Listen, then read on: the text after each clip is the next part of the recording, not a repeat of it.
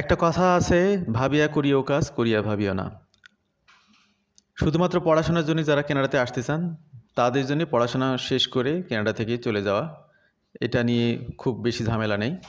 কিন্তু পড়াশোনা পরবর্তী সময়ে যারা কানাডাতে পার্মানেন্ট রেসিডেন্ট হতে চান, তাদের ভেবেচিন্তেই কিন্তু আসা উচিত।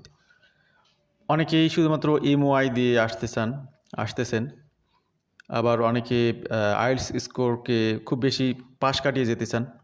তো এই ধরনের স্টুডেন্টদেরকে আমি বলবো, কানাডাতে স্টাডি পারমিট ভিসা আসার জন্য ব্যাচেলরের ক্ষেত্রে overall 6, no band less than 6 বা 5.5 এটা দিয়ে অনেকেই অ্যাকসেপ্টেন্স লেটার পাচ্ছেন, ভিসা অ্যাপ্রুভাল হচ্ছে, কানাডাতে আসতেছেন।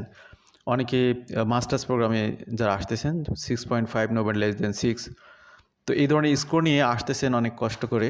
কিন্তু এই স্কোরটাই কি আপনার আজীবন কানাডাতে থেকে যাওয়ার জন্য যথেষ্ট? অ্যাকচুয়ালি তা কিন্তু না।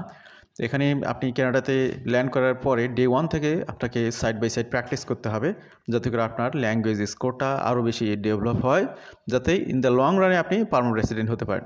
কারণ প্রতি বছর যে হারে স্টুডেন্টরা কানাডাতে আসে, এখানে পার্মানেন্ট রেসিডেন্ট অ্যানুয়াল যে কোটা সেটা কিন্তু তার তুলনায় কম। তার মানে সব স্টুডেন্টরাই কিন্তু পিআরে কনভার্ট হতে পারেন না। কারা পিআরে কনভার্ট হতে পারেন? যারা পয়েন্টসের ক্ষেত্রে এগিয়ে থাকেন। যদিও এখানে ডিপার্টমেন্ট ভিত্তিক কিছু বিষয় আছে, কারণ বিভিন্ন ডিপার্টমেন্টের একটা আলাদা আলাদা প্রায়োরিটি থাকে। কিছু কিছু সেক্টরে পড়লে সেটার কোনো প্রায়োরিটি থাকে না, সেগুলোতে হয়তো ল্যাঙ্গুয়েজ টেস্টে ভালো করলেও খুব বেশি প্রত্যাশা করা যায় না। তো আজকে মূলত 5টি গেটওয়ে নিয়ে আপনাদেরকে পরামর্শ দেওয়ার চেষ্টা থাকবে শর্টকাট আলোচনায়, যে কিভাবে আপনি এখানে আসার পরে যদি পিআরে কনভার্ট হতে চান, সেগুলো কিভাবে আপনার স্বপ্ন বাস্তবায়নে সহযোগী হতে পারে তার কিছু তথ্য। 5 ways international students can boost their chance at permanent residence. With some additional forethought, international students seeking to immigrate to Canada can take early action to greatly increase their chance of success during their studies. তো আমি যে কথাটি বললাম যে আপনি PR হওয়ার স্বপ্ন নিয়ে যদি কানাডাতে আসেন, তাহলে ডে 1 থেকে আপনার সেটার প্রস্তুতি নিতে হবে। যেমন অনার্সে পড়ুয়া স্টুডেন্ট যারা, তারা যদি বিসিএস ক্যাডার হতে চান, তারা কিন্তু অনার্সে ভর্তি হওয়ার পরপরই বিসিএসের প্রস্তুতিগুলো নেওয়া শুরু করা উচিত। একদম শেষ করে, অনার্স শেষ করে যারা বিসিএসে অবতীর্ণ হতে চান, তাদের জন্য কিন্তু সেখানে ফাইট করাটা অনেক টাফ হয়ে যায়।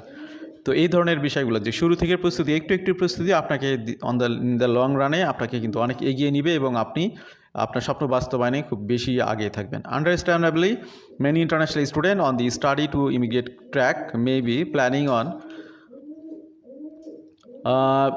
figuring out the nitty-gritty of applying for permanent residency at a later date, but without taking the time to consider eligibility for PR pathway earlier on, students can be left